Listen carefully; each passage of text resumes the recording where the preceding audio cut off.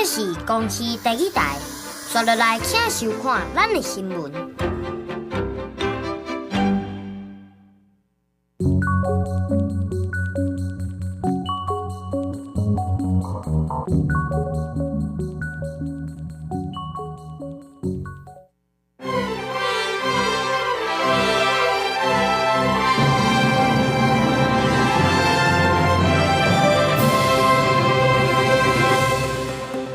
郭文德案件北检再控告成功，郭文德等4名被告交保特赦，暗时6点是第3届召开羁押庭。有一名台大病院的教授涉嫌胜诉了，立委也批评讲，这病院处理是拖拖沙沙，学校的停处也拢无落来。新年的头一天，美国的纽奥良有退伍军人赛车去弄人灯，再开枪，造成15个人死亡，35人受伤，敢是恐怖攻击？这部分搁要调查。各位观众朋友，大家好，欢迎收看1月7日 M 新闻，我是嘉豪。讲到这南北两党合作，甲这宪法诉讼法修法通过，行政院长杜永泰今日就表示，这宪法诉讼法修正案是立法权过司法，危害着国家宪政特殊，决议要提出着这复议案。但总统许可了后呢，会依请立法院来复议。总统府下晡就表示，总统热情地已经许可啊，也希望这条约有共识。立法院要伫咧15天内做出决议，不过这在野党也呛声讲，这复议案伫立法院绝对袂通过。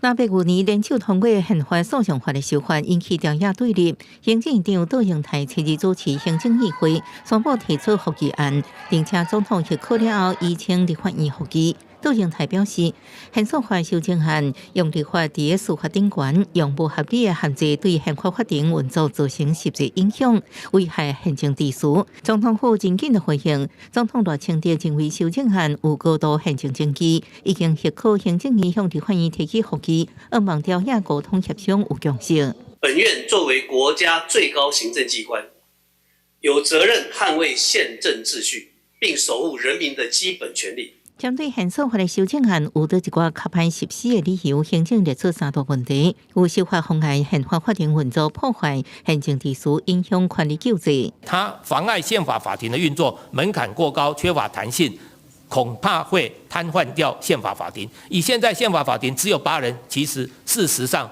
至少在目前就是瘫痪的状况。林明天表示，宪法法庭2003年底是有5681件释宪申請案，其中高達99.7%攏是人民身份申請。這擺修法欠缺過渡條款，強加予憲法法庭未叮當，影響上濟就是民眾救濟權益。憲法法的復議案送到立法院了後，會喺15日之內做出決議。在野立委攏批評政府拖延法案施行。民眾黨張啟楷是表示，復議案立法院未通過。民进党是当家，还天天闹事，最后付出的代价却是高昂的社会成本，还有国家的团结。复议案现在到立法院也过不了，为什么要提呢？你的当务之急不是提复议案，你是赶快提出符合人民会帮你鼓掌的大法官。复议案是再一次审视恶法的机会，在这个努力的过程，不管行政团队，不管民进党立院党团，我们都会努力到最后1分钟。行政院顶一摆提出复议，是针对去年修法通过的国会职权修法，互那被联手法官最后由宪法法庭做出部分违宪的判决。所以这摆宪法法的复议案，那互南北封杀一步是毋是走向申请释宪？行政院表示，这爱国建议。记者综合报道。总统赖清德伫初1的时阵就表示，台湾希望和中国伫咧对等尊严之下来做交流。中国若准真正有诚意，建议是由台湾的台旅会和中国的海旅会先来协商。陆委会表示，讲建议这2个会会当先针对两岸的旅游品质、旅游安全和稳定性进行协商沟通。台湾希望跟中国在对等尊严之下进行健康有序的交流。如果中国真的有诚意的话，我建议可以先由台湾的文旅会和中国的海旅会2会先进行谈判。进行上下论坛时阵，上海市副市长华关讲就要推动上海陆客团来台旅游。河中华关讲好亲像出现希望。罗总统昨也讲到，建议应成由台旅会甲海旅会协商。台湾海峡两华观光旅游协会简单叫做台旅会，是交通部自2006年关注成立的财团法人，是代表政府甲中国双边旅游交流合作协议的重要平台。在目前两岸观光旅游相关规划基础上，相关机关准备工作均已就绪，将是陆方文旅部正式宣布开放的具体情况，或经由观光小两会协商，及时相应实施。观光署表示，目前开放两岸双向对等的观光旅游是政府原本的政策，咱欢迎中国旅客来台旅游立场无变，希望中方应展现相对的诚意甲努力，展开观光小两会协商。建议就希望两岸观光小两会可以就有关于两岸这个旅游品质、旅游安全以及合作的稳定性能够来进行协商沟通，为未来的这个开展这个疫后的这个观光旅游奠下一个比较好的基础。副市长也强调，咱强关心的是旅游安全、旅游品质、旅游稳定性，希望对华来台观光政策应清楚。另外，陆委会副主委杨文杰初次宣布，中国驻台媒体海峡岛部明显有对台统战工作性质，要间接总统大选，未来会暂停海峡岛部，甲因所属的福建一部报业集团来台驻点。记者综合报道。前民众党主席郭文德等4名被告被起诉了后，2届交保，北检搁再控告成功。高等法院合议庭是认为，这被告证人的口径拢无啥共款，若准保释了后，就有可能会利用这同性软体伫外口吐口径，加关裁定撤销。台北地方法院呢，今仔日暗时6点，第3届召开羁押庭。主席，你先回家是有跟佩琪交代什么事情吗？前民众党主席郭文泰搁一摆出现伫法院，涉入金华城含政治献金案，被起诉了后2摆得到交保，但是北检搁一摆提控告成功。台北地方法院初日第3摆来召开羁押庭。这一次看他会有信心吗？如果保释金再提高，有办法吗？一透早赶出门，对记者的问题就敢若吐一个大气尔。郭文泰含律师见面了后，就直接去台大病院新德分院看郭爸爸。这是接押庭是暗时6点开，法院要求被告早起11点爱先报到，临时接到通知，予伊伫病院7点无1点钟，就较紧搁坐车离开。紧急对新德王北去嘛有共案的被告，中望基金会董事长李文忠对提问拢无回应。上先到的是台北市议员应晓薇，维京集团主席沈庆京本地是当在大院，在接到通知了后，嘛随办手续过去法院。专案4被告交保的裁定拢互撤销，高院合议庭认定讲，被告含证人的供述是无完全相同，有其他共犯还未到案，而且考虑到科技发达，被告保释伫外口，真简单就会当利用通讯软体来斗证，认定嘛是各有串证的空间，才发挥北院来竞裁。借由成立这一个司法正义的工作小组，还不仅仅是在声援我们柯文哲主席，我们要防止未来的台湾的司法程序可以被政治力所介入、操作左右。裁定搁撤销，民众党是表示真痛心遗憾。代理党主席黄国昌搁宣布讲，会设立司法正义工作小组。外界嘛关心党主席的改选日程。秘书长周如修讲，尽量会伫2月，但是同款嘛是要甲旧历过年这因素考虑在内。记者综合报道。新北市长高虹安伫立委任内被指控伊诈领助理费等等，台北地方法院一审依照贪污定罪，改判刑7年4个月，褫夺公权4年，目前已经被停职啦。不过专案上诉了后，承审的台湾高等法院合议庭将为专案的关键法律条文，立法院组织法相关规定违反着明确性原则，有违背宪法的义务。今仔日就裁定停止专案审理，而且呢由这宪法法庭来澄清事。究竟是采狭义的观点，认为就是助理的薪资，还是采广义的看法，定额的范围内，立法委员可以自由运用？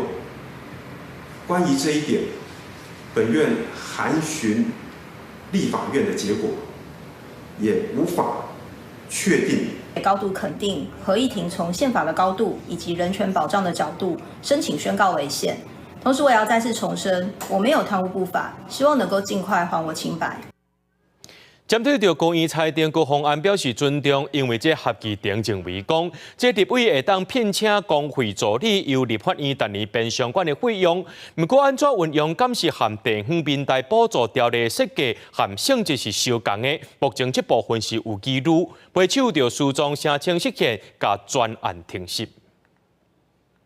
讲到这政府机关甲人霸凌的案件是必败哩，行政院有3个处长涉嫌霸凌，2案已经立案调查，1个月来有结果。那第3案是一个秘书处的处长牛一牛，伊方指控霸凌，目前是无具体证据。另外，伊也方指控讲伊含这当然是偷来暗去的部分，一牛伊本人讲这拢毋是事实。行政院霸凌的代志也未煞。包括消费者保护处处长、公共关系处处长、秘书处处长，有3人敢若是经历这场霸凌。行政院秘书长方明兴昨日到立法院进行专题报告，伊讲消保处、公关处2个案件已经立案调查。因为我们规定本来就是1个月之内一定要有初步的结果出来，当然，有特别的理由的话，可以再延1个月。不过基本上我们都希望1个月以内可以有结果出来。因那行政院秘书处处长齐一良被表讲，敢若是看察到霸凌身心障碍工友，和这个工友跪个哭，也阁被指控假下小发生不伦恋。对此方面讲，霸凌案的部分已经启动行政调查，访谈10几个人，并无发现具体事情。秘书处有59个人联署说明定证案是不实的指控。齐良也出面否认有不伦恋，希望社会还以清白。我只请教有没有他下跪痛哭求情才如愿调职这件事情？我们处长说他要下跪，我们处长说我们一起跪。我是觉得这个报载对我的家人还有同仁都造成了莫大的伤害。针对安怎强化公务人员的这场霸凌法律，方明兴讲，正同盘检视公务人员保障法、公务人员安全甲卫生防护法，也个考试今年相关的修法，强化监督、完备防护措施。另外，行政院去年12月建立这场霸凌案件通报平台，效果甲保密的作为，立委也正关心。要求就是通报平台转译的一定是保密系统。保密系统就是接触的人，他就有保密义务。我今仔去填钱，明仔载后日，我拢无来任何人讲，我家己去填钱尔。点准明仔载后日，主管就找我。立委认为，行政院消灭霸凌的个案了，应该针对全国的公务体系，说明安怎界定霸凌，并且公布霸凌的形态。对此方面讲会分阶段做说明。公视新闻采访报道。真正有一位台大病院教授防指控胜诉了，这桩案件调野立委是拢真关心。对立委认为讲，这台大病院的处理方式伤过拖沙，这个教授竟然又搁再登到这病院去，而且台大校方呢，到大也拢无听取的决议。将台大病院不孕症名医施教授涉嫌性骚扰真侪住院医师，引起社会关心。对这代志，调野立委质疑台大病院处理过程伤慢顿，都连台大校方到即马拢无做出最后的处罚决议。国民党立委陈建辉坦白讲，外界笑台大病院是性骚扰病院。本案112年10月提出检举，113年2月就开始启动。台大医院到底有没有延迟调查？我现在在网络上看到，您知道台大医院有一个绰号叫宝山医院吧？您知道吗？最近又多了一个绰号叫性骚医院。这件事情，台大医院都依法行政，因为我们也主动通报。台大病院院长高明贤表示，本案无性骚人，去年2月是由院方主动立案调查，去年5月调查结果出来，6月考纪会决议记一大个。因为这个教授是教职兼医职，所以同步把结果寄予台大校方，佮通报地方政府，规个流程拢有依法进行。针对医师互人控告性骚扰还是性侵事件真多，医界团体建议应该比较儿童虐待等不良教保员加违规医师名单大上网，通确保民众就医的权益。呼吁应该要比较英美等国的做法，让民众可以进便查询到医师是不是有不良记录。有关于要建立狼医，因为有这样的一个建议，我们认为有建立一个平台来公布这样的资讯，其实是看起来是值得研议的，所以要研议。邱泰元讲，只要是性别三法规范的范围，卫福部拢会研究设置专门平台，互民众通查询。对这个教授代志发生了后，也伫个台妇产科国老站出现。院方表示，未来会加强门禁管理。若是台校方告辩会一定会伫1月完成处罚，并通报教育部。记者综合报道。过年伫要到啊，这高公局今仔日也公布着这疏导措施，提醒咱的观众朋友，这过年时啊，若准备出门，就要先看这高速公路的资讯哦。另外呢，这国道警察也提醒讲，去年呢，这国道发生70站的死亡车祸，其中有19人会过往，是因为拢无下安全带。啊啦，这国道死亡车祸的第1名就是伤过忝，说来细心啦。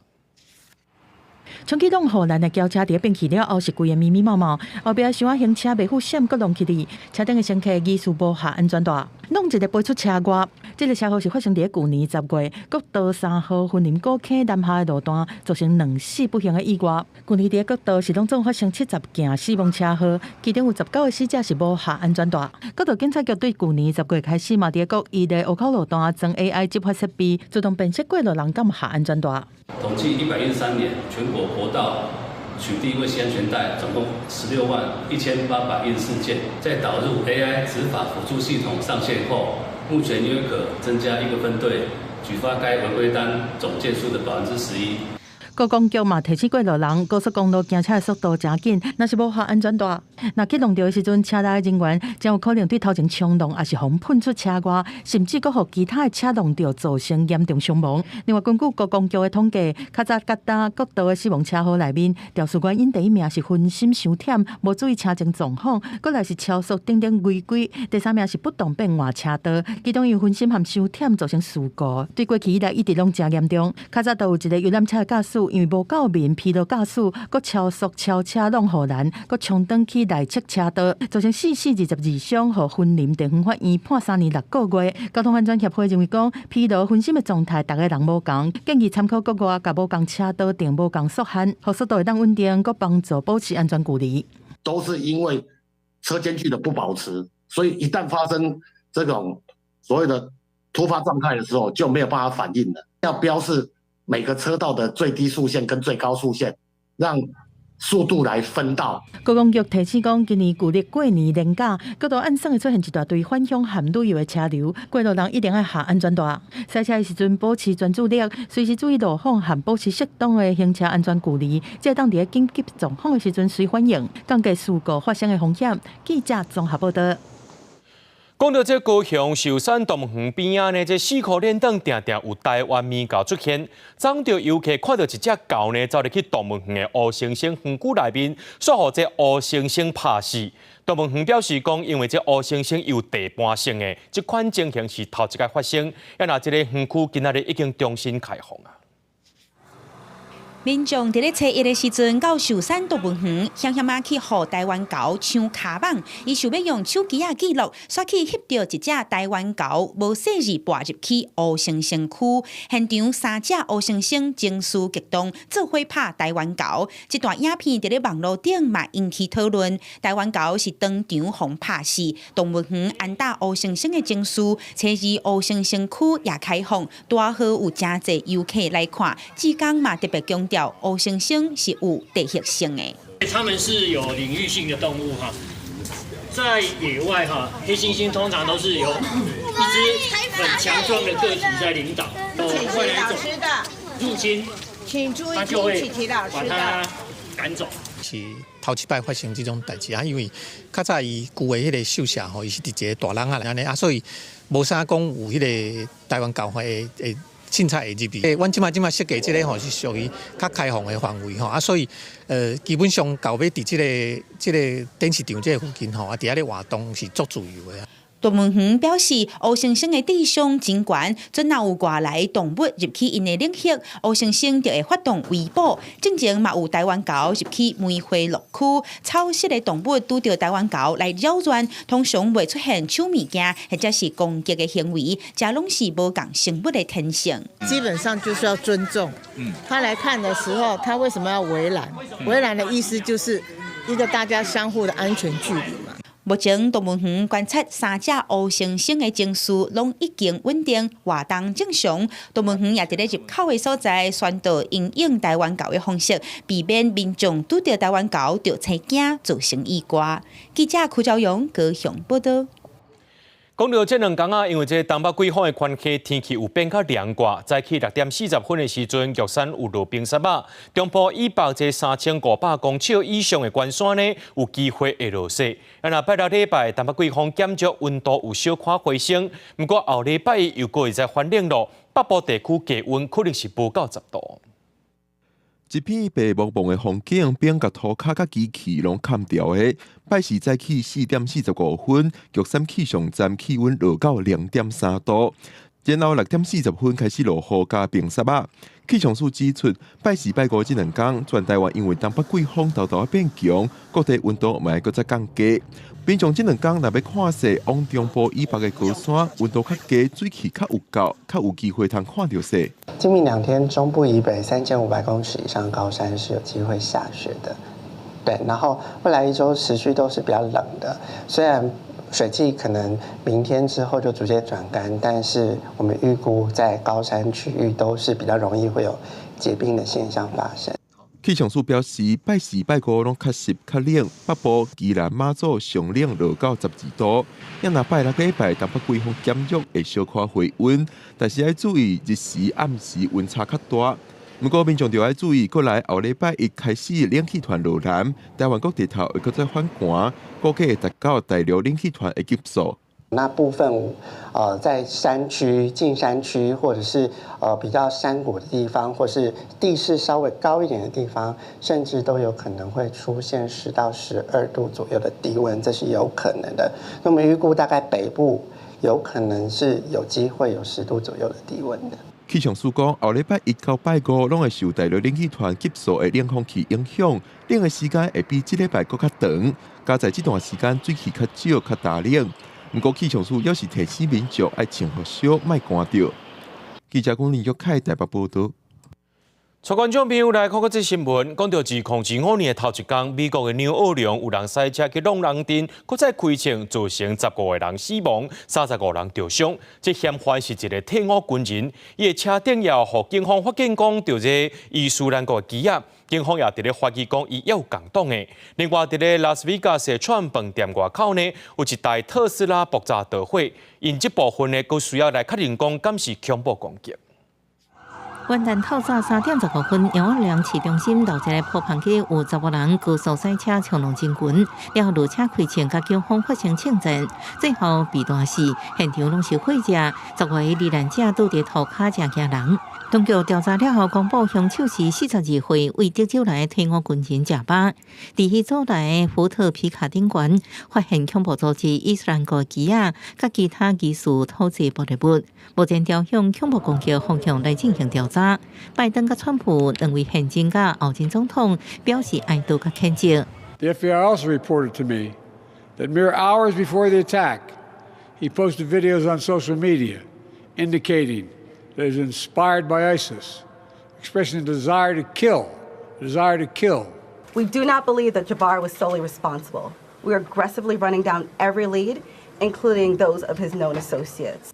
执法部门全面搜查市区，也搜查凶手伫德州休斯顿的客家，调查可能的共犯。杨二良当日原本举行的大学美式卡球季后赛沙腾杯变强赛，圣母大学甲乔治亚大学对决也决定延赛一日。同一日早起8点40分，轿车拉斯维加斯的川普饭店外口有一台特斯拉的赛博皮卡车停伫遮，然后爆炸导火，造成车内驾驶死亡，7人受伤。车内发现有小甲臭灰大的驾驶管甲烟火，因为爆炸力向电管导引限制破坏性。边个旅馆连大厅的玻璃拢无破，警方表示这是一个单独的攻击事件，车顶无任何伊斯兰国旗啊，或者是相关的线索。联邦调查局也无法度确定这是毋是恐怖攻击。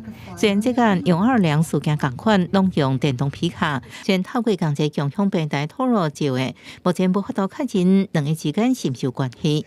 特斯拉执行长马斯克推文指出，轿车这场爆炸是因为这台组的车内底有正大型的烟火，或者是炸弹引起的，甲车本身无关系。特斯拉高级团队也在全力协助调查。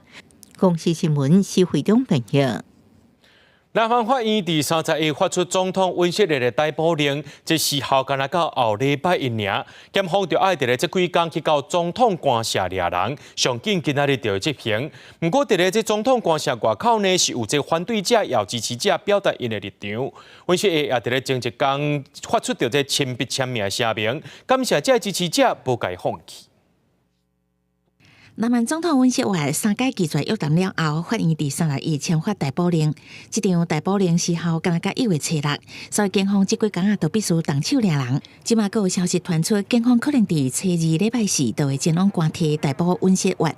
这几天伫温锡烈的官邸外有几100人聚集，声援者甲反对者两派人马分别发口号，表达因的立场。双方对立已经3天。 지금 이곳은 내란 속에 윤석열이 머물고 있는 대통령 관저 앞입니다. 저희 진보당은 내란의 우두머리 윤석열의 체포, 구속, 처벌 없이는 2025년 신년의 새로운 희망을 그리는 것이 불가능하다고 생각합니다. 윤석열 대통령께서 비상계엄을 선포한 것은 어떤 대통령으로서 자기의 권리를 행사한 것인데 어떻게 이게 내란죄가 될 수 있습니까? 温锡烈发亲笔签名声明，感谢支持者，并表示家己会奋斗到底。不过，伊一直留伫官邸无出面。南韩的高级公职调查处已经向总统警卫处发公文，表示若做妨碍逮捕，可能会以渎职加妨害公务这个罪名起诉。根据南韩媒体《东亚日报》伫元旦公布的最新民调，超过7成民众赞成弹劾温锡烈，差不多6成7认为伊触犯大乱罪。公司新闻由派准编译。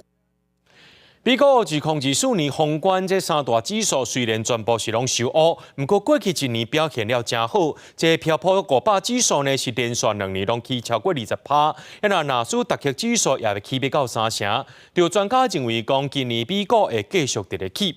另外，因为这地缘政治的情势抑阁是真紧张的，这黄金同款会继续起价。 美国3大指数宏观日全部收乌，道琼甲标普500出现小落，纳斯达克指数甲费半是上升0.9%左右。分析认为，过去这一年美国交出真水成绩单，宏观出现利压无意外。But it's not a completely unexpected sell-off. Anytime you have a market go up double digits multiple years in a row, there is going to be a point where that does not sustain itself, and there is some adjustment at the end of a year, and that's what we're seeing right now. 2024年纳斯达克指数表现上涨，起幅度有18.6%，标普500要起13%，创近30年来连续2年成长超过10%的纪录。道琼表现是较温和，一年起将近13%。分析认为，美国去年主要是伫 AI 指标甲联准会展开降利息的鼓励之下，创下历史新高。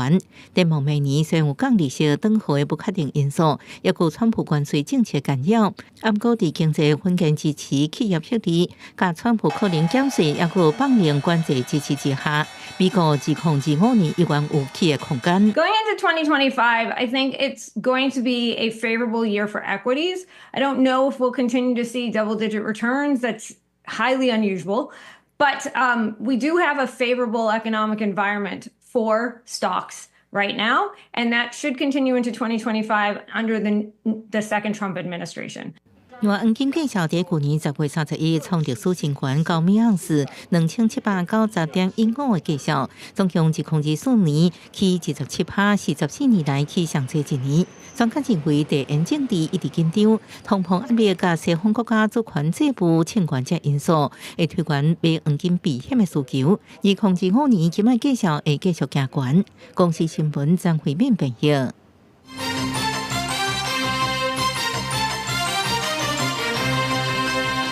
继续带观众朋友来关心这台股，讲到这2025年头一个交易日，这早盘开价达到23000点以下，台股开红盘达203点，收伫咧22832点。我到的时阵呢，这台股达超过200点，达到23000点以下。台积电是60块，落尾收伫咧1065块。其他包括着联发科、台达电、含力旺等等呢，也拢落落去。整体电子类股指数落超过1%。劳动部伫今仔日公布去年11月这劳动基金绩效，显示前11个月收益有1条328亿，出现历史新高。其中这新制劳体基金收益超过6940亿，那总分配予1272万个有效的口罩，平均每一个劳工会当食红55000块。加新的一年，劳动部就为劳工带来好消息。七日公布去年11月上新劳动基金的成果，显示当月收益是936亿，前11个月达到1条318亿，创历史新高。新制劳体基金达到4条5800多亿，收益超过6900亿；旧制劳体基金收益1700亿。不多预算啊，因为劳工那么辛苦，对吧？政府基金赚了不少钱啊。那就应该分给这些劳工。如果我能够决策的话，50万都不嫌少，不嫌多。如果5万很好啊，现在小孩子上班1个月也不到5万块。因为新制劳体基金收益差不多6940亿，那分配予差不多1272万的有效小户，平均每一个劳工应分55000。在2024年，投资部位分布在国内外的股票跟债券。股市跟债市2024年受到美国联准会降息的影响，表现都还不错，造成劳动基金它的获利表现不错的原因。学者分析，劳动基金用来买国内外股票甲债券，除了因为去年美国联准会降利息鼓励以外，资金无配置伫市场较无稳定的国家中国资产 ，AI 产业带动台股走强，也有美国总统川普当选。经济政策无确定性大大降低，拢是互基金获利增加因素之一。记者综合报道。为了要防止这票贩啊，文化部表示已经伫咧去年12月中主动和6都开会讨论，鼓励这演唱会主办单位主动来规划徛名的陪票制度。台北市政府表示讲，已经伫咧研议这台北小巨蛋试办徛名制，而且这租金会当有优待。台语天后江蕙的演唱会，初日下晡开放登记，看到系统的网页是一直在洗口啊，表示讲一大堆歌迷拢在抢票，为着不互人买黄牛票，主办单位佫提这招出来。1月2日全面启动，购票采抽签实名制。你无看唔到，唔拿实名制登入，搁爱抽签，才当有缘去抢到天后演唱会的门票。文化部初日对外讲，为着要阻挡黄牛，鼓励热门演唱会主办单位主动规划实名制入场。当然实名制比较好啊，一堆黄牛啊，然后一堆位置就空着啊，我们就做不到了。进场都要看那个身份证，这样我觉得这样比较好，不然我们这种被黄牛抢不到票都秒杀耶。文化部讲，文化创意产业发展法对112年6月修正施行决单，已经接到8000件检举案，加上台北大巨蛋启用，黄牛票检举是大大增加。为着对症落药，文化部正是主动和6都来开会，建议未来热门演唱会若采取实名制，都优先提供当期和场租的优惠。未来在台北小巨蛋举办演唱会，如果采取实名制的话，可能可以获得场地的优惠，或者在档期审议的时候可以优先被参考，希望能够有效遏止演唱会黄牛。那是台北市文化局讲要建议试办场租的优惠，高雄市政府嘛承诺讲会加强协调。文化部讲，亲像刘德华、吴道den公家演唱会，因为采取实名制，检举的案量拢偏低，敢若无90件，显示讲实名制会当有效来防堵黄牛。文化部佫发现检举黄牛的前3名，包括台北大巨蛋、台北小巨蛋和高雄世运主场馆，拢是万人的大型场馆。我们也很乐见官方一步一步的接纳，并且承诺往后会带头推行，往后对消费者、购票者的保障可以越来越完善。那相对的，给黄牛的生存空间就会越来越小。希望中央和地方联手透过采取实名制，让黄牛减少售票的机会，维持艺文表演票券的市场秩序。记者综合报道。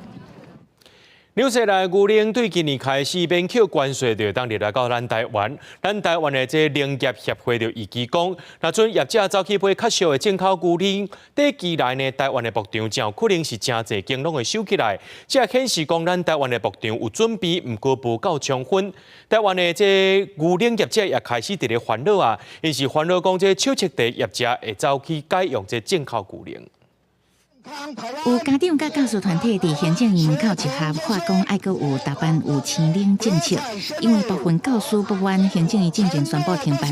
不过，这个团体代表认为，应该持续予学生囡仔啉国产奶，为着学生囡仔健康，更加为着照顾本土酪农。纽西兰这个牛乳零关税的这个议题啊，势必会打击甚至打垮本土的酪农啊，可能会衍生出新的家庭问题，甚至社会问题。大概是为今年开始，纽西兰液态奶会当免关税入来台湾，真俗的进口奶冲击成本较悬的本土奶。奶业协会指出，伫签署协定10多年前就知影有这项，不过10年来政府虽然有准备，却做无到位，国家大半有青奶的政策不明，即马都要进口入来台湾啊，实在无法度乐观。对方的部队已经开到城门口了，我们自乱阵脚，又整个就垮掉了。协会指出，10年来农委会补助酪农更新自动化生产设备，不过需要抽签，规划精选本土牧草来降低生产成本，也无看到效果。若是年品种成本的考虑，用进口奶代替本土奶，短时间内恐惊大家拢无法度维持。短期间呢，就是一定会看到很多的乳牛场会关厂，按照目前的步调跟目前政府的配套措施，来不及稳住或来不及救。酪农虽然知影本土奶养殖的真鲜，嘛知影挑战真大，希望推出本土青奶标章来做产品的分别。不过即马也卡掉的，敢讲敢靠个人对国会的忠诚性。最怕的是在可能是手摇饮料市场的部分，他可能选择比较便宜的一些西兰的乳品的话，就会排挤到我们国内鲜奶的销售量。去年底，农业部已经表示，一直伫协助酪农提高生产效率。最近10年来，青奶产量成长3成，也已经拟定产业转型升级计划，所来会协助小农青奶产品导入甲通路合作，加强甲连锁饮料业者合作，增加国产青奶的使用量，加强食农教育等，甲酪农做伙迎接挑战。记者综合报道。为了要减轻这家长邮件压力，基隆市政府打算伫今年要完成达区拢公投的目标。今仔日这个7堵的公共顾婴中心正式来开幕啊，也是基隆头一间引进智慧托育系统的顾婴中心。这婴仔的健康状况呢，这家长就当透过手机随时来了解囡仔的情形。未来婴仔只要困伫这顶智慧面床，电脑就随回报婴仔的心跳、喘气和困眠记录。这是7堵托婴中心，是基隆市第一间引进智慧托育系统的公立托育中心。小朋友因为睡觉戴口罩或者是口水巾闷住的这个状况，虽然法规有规定，可是有时候疏忽上，我们是没有办法，就是可以很完整的去确保每个小朋友状况。那我们透过科技，可以让我们更仔细的知道说，小朋友可能今天有点状况啊。除了智慧面床，还有智慧联络簿啊、智慧磅啊、智慧导针，这内底的数据资料，拢有连通家长的手机啊，让家长随时拢会当知影囡仔的状况。为着要避免红婴仔受到无好的对待，也是苦度，市府表示托育中心拢有照规定设监视器。基隆市政府表示，目前基隆拢总有5间的公立托育中心，预估未来会增加3间，打算伫今年完成达区拢公托的目标，减轻家长饲囡仔压力。现在5间，然后我正在盖3间，那应该说有1间正在盖，有2间正在规划，那正在盖的那间也会放这个系统。另外，伫去年12月开始，嘛有增加这区定点临时托育的服务，让家长通就近得到专业的服务。也若智慧托育系统敢会扩大应用，市府讲刷落来会参考7堵托婴中心的成果，再来决议讲其他的托婴中心敢有要实施。记者陈阿轩、曾俊佑基隆报道。来看到桃园今年元旦呢，有64个婴仔出世，其中有1对双生仔。为了鼓励这民众结婚生囝，桃园是放另一生育补助，囡仔伫咧出世进前，父母户口伫桃园满1年，就会当来申请啊。影室内底影困甲正旁边，2025年桃园有64位元旦影出世，其中一对双生啊，总共28个查甫影甲36个查某影。市府也有丰富的元旦贺礼，生元旦影的爸爸妈妈也拢真欢喜，感觉特别有意义。第一胎很开心，很开心。还打算再生一个吗？爸爸想要，妈妈再想想。114年元旦。我们医院总共诞生了14位元旦宝宝，其中包含1位双胞胎。那去年的话是13位，大致上来讲是持平的状况。联系分析，桃园市新生人口特别多，主要是因为少年人移居桃园较多，加上新住民人口也在增加，桃园市富裕政策也真优先。为鼓励更较侪少年家庭愿意移居桃园，阁提悬婚育的意愿，桃园阁放定生育津贴申请的条件。今年1月1号出生的新生儿，只要法定代理人一方在新生儿出生前就涉及在桃园市，幼儿出生之后也连续涉及在桃园市1年以上的，也符合我们生育津贴的请领条件。妇幼局表示，过去民众反映，因为迁入桃园了后，实习时间无达到1年的规定。虽然婴仔伫桃园报户口，也无法度申请生育津贴。2025年元旦开始，生育津贴补助改用累计制。父母若伫婴仔出世进前设籍桃园，满1年就应开始申请育儿津贴，希望吸引更较侪家庭来桃园住。公司记者桃园报道。连绵要过年啊！这2025台北灯节的主灯今日对外公开，用在外形结合着台北西门地区各种文化也个历史元素。这台北灯节1月24开始，部分灯区会先来点灯，那正式起工时间是2月初2。2025台北灯节主灯节目蝮蛇豆豆。甲箱仔拍开，这只蛇造型的花灯模型，这是今年2025台北灯节的主灯，色水正影目，顶头阁有各种西门地区元素的图样。今年台北灯节头摆要甲主灯为捷运西门站附近刷到台北市中山堂，灯区嘛会较大，为捷运北门站、西门站到西本愿寺这条路线。可以看到这个具有历史悠久的红楼，然后还有我们象征台北的北门，然后以及呢年轻人特别喜欢的这个音乐的元素，用这样子有图腾涂鸦的艺术，然后去融合我们古今中外的元素，让我们的那个历史古迹呢也染上了一个年轻的色彩。但是这几年民众环保意识抬头，净零碳排嘛是政府重要的施政目标。往过灯会制作的花灯，也是送予民众的挂灯，大量增加塑胶本数甲电池回收的问题，引起环保的争议。台北市关团局回应讲，因有改变花灯的材质，或者的材料通过再利用，嘛较耐用，达成永续的目标。我们从去年开始，我们就很多的材料都是用租赁的方式，所以它可以重复使用。借由这样来避免这个一次性的使用材料，如何让它的材质的坚固度更好，它的可以利用的年限更长更强，而不是说我用完之后我就只能选择抛弃而不造成这个所谓的污染，而是在不抛弃的情况下，如何多年多次的使用。2025台北灯节1月初4部分灯区会先点灯迎接新正，也若正式起工的时间是2月初2。这点人嘛表示，未来有按算要鼓励各里长、区公所，或者我花灯伫咧灯节结束了后，通继续伫咧无共所在点出，延续观赏价值。记者李玉凯台北报道。来看台南这山上水道博物馆引进这日本水卜卦签诗，甲这签诗放伫咧水内面，字就会慢慢浮出来，互游客体验到特别的求签文化。有民众来到这求姻缘，一摆就成功找到对象，即马这个所在变作是真正的观光景点咯。本地康贝签诗甲放入水内，伊就豆豆浮出来。这款水卜卦签诗，最近现在真侪观光客来山上水道博物馆加体验。通常都是出来，然后就看到结果，所以像这种还可以透过这种一个转换的方法，让它显示出来，其实蛮有趣的。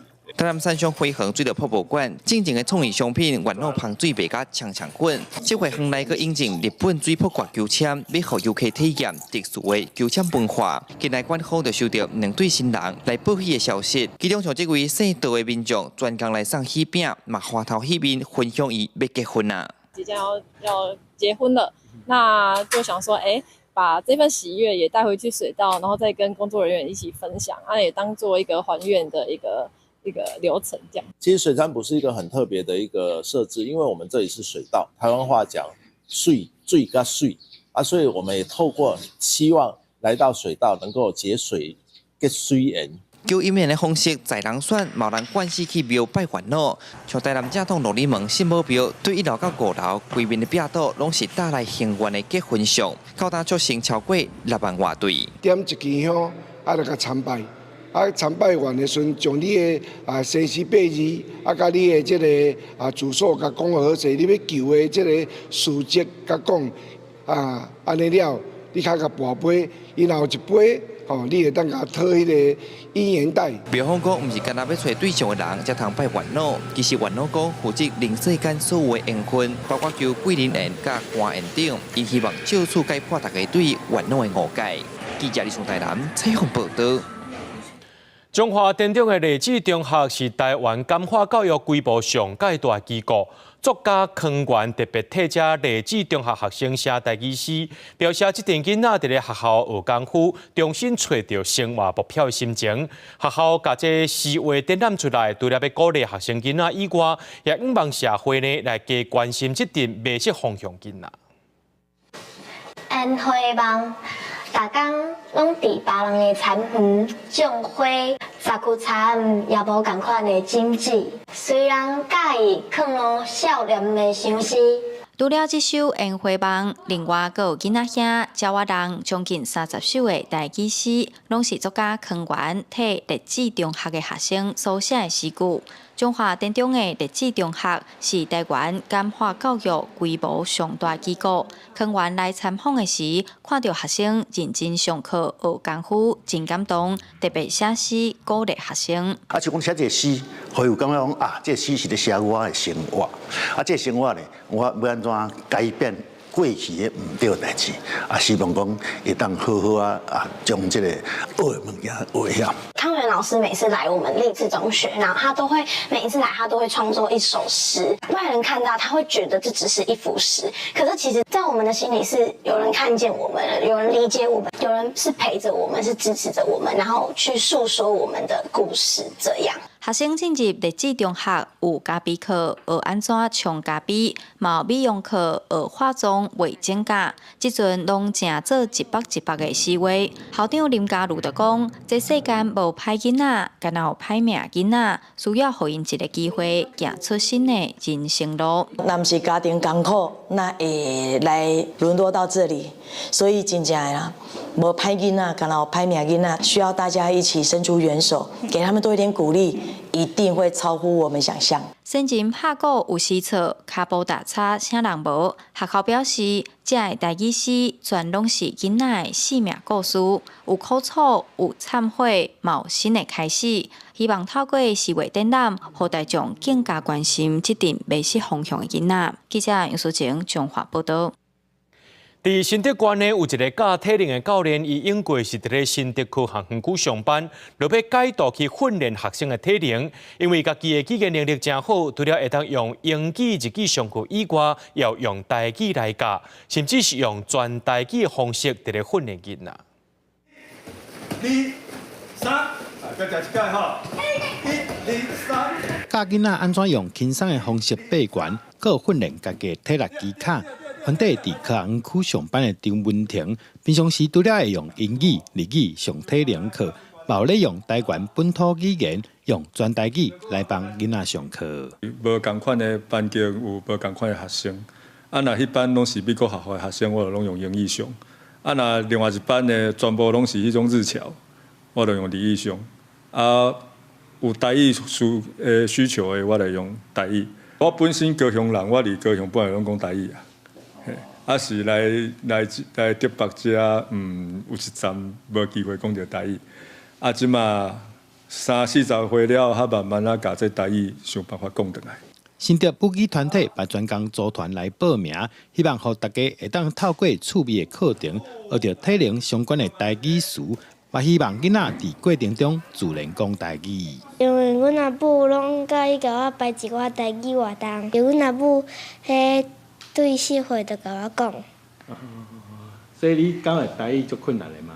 袂啊，因为主要阮拢是台语囡仔，我感觉是教练愿意用囡仔伊家己足熟悉的语言来去学习，其实对囡仔来讲，会当了解讲哦，这个台语毋能干那伫厝里甲大人讲，伊嘛是会当用来学新的物件。安尼对伊来讲，台语就是一个有用的语言安尼。母语团体指出，学台语不只是干那会当看册、读绘本，用这款无共款的课程以及多变化的活动。互囡仔知影，其实台语就是生活语言，万事万项拢会当用台语来讲来交流。记者杜君和新潮报道。国家卫生研究院甲嘉义大拿自治病院的活龄运动中心合作，针对着金马提升课程的民众做验证计划，希望利用这款多元的评估整体运动，唔但了解到民众的运动状况，也要来推动国内健身的科技转型。教练一边注意长辈的动作，一边来解说爱维持出来的金马。这种一个对一个运动课程，会当配合长辈的状况，随时来调整。自治病院的活龄中心，这3天来已经有200多位长辈上过筋力训练课程。今年国家卫生研究院佮专工甲病院合作，那设计符合长辈的运动处方，嘛会记录资料，了解长辈训练了后的成果。会比较有力量，像说平常的生活上，像说，上厕所从马桶起来啊什么，你会有很明显的就是，你的腿就是比较有力量。长辈吼，伊的身躯面顶伊的迄个肌力吼，都会有较欠吼，咱就针对这个较欠的部分呢，咱来设计运动的处方，互伊倒啊训练。自治病院表示，国外有真侪报告指出，适当的筋力训练对长辈骹手甲活动真有帮助。毋过国内这方面的研究，各有观念也是无够。希望透过甲国家卫生研究院的合作，记录完整的资料，嘛，互更较侪民众来认捌这个观念。真侪中高龄的长者，甚至对肌力训练有一寡误解的内容，想讲这是咪容易受伤啊是安那吼，所以希望透过咱遮的计划吼，会使去矫正一下这样子错误的观念。活龄中心指出，今年会替100-200位的长辈设计筋力训练的课程，2礼拜一届的记录，要来了解长辈身体筋膜甲生活品质的改变，希望推送长辈筋力运动的关系，嘛帮助国内高龄健康的研究。记者林慧婷嘉义报道。55岁比利时马拉松女性运动家杜淑温，2024年最后一天，伊完成逐天拢走马拉松，走366场，打破世界纪录。这一年落来呢，已经走超过15000公里啊，前排24项的鞋啊，佮再摕到这灵感研究机构报到台票204万钱块。伫众人的欢呼声之下，比利时选手杜淑恩冲过终点，嘛继续家己过去一档来挑战。2024年是闰年，所以有366天。伫别人庆祝贺年的时阵，今年55岁的比利时马拉松选手杜淑恩是连续走366天全马的马拉松，来度过2024的最后一天。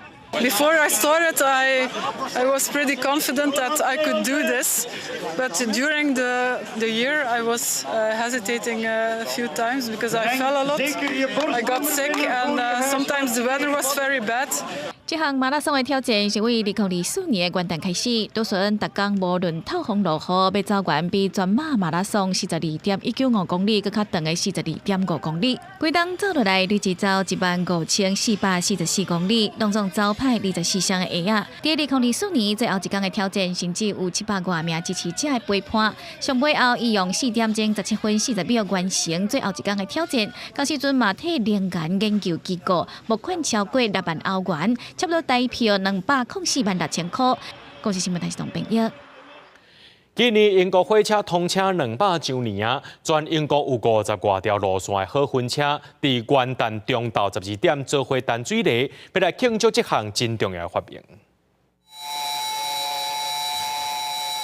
小气火车头伫11号中庆出阵阵白烟，这是英国南部霍斯泰凯因斯车站，嘛是福国路线南联火铁路的停靠站之一。由爱好者组成的历史铁道协会，今年主办大型活动铁道200，规年拢有活动，庆祝全世界头一条铁路通车200周年。元旦迄天中昼11点，全球有50多条路线，超过200台小气火车，同齐起喇叭，为这个特别的一年展开序幕。Well, it's very exciting. I mean, I've been involved in the Blue Bell Railway for over 20 years, which is quite a short time compared to some of our volunteers.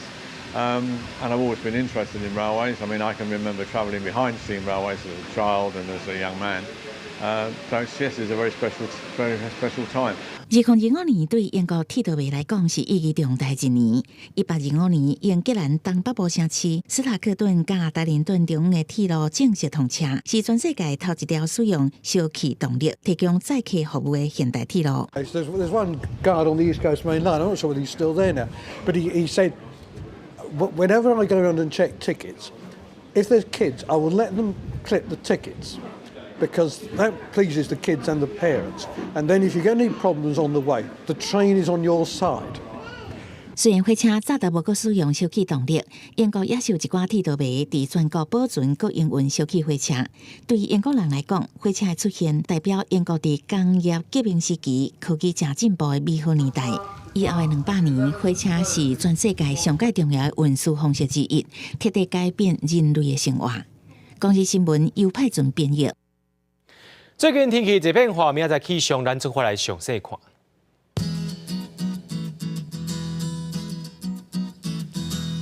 基隆台北桃园新竹对15度到17度，苗栗台中彰化南投云林对15度到21度，嘉义台南高雄屏东对15度到22度。宜兰花莲台东对15度到21度，平湖金门马祖对12度到18度。预估未来3天气象。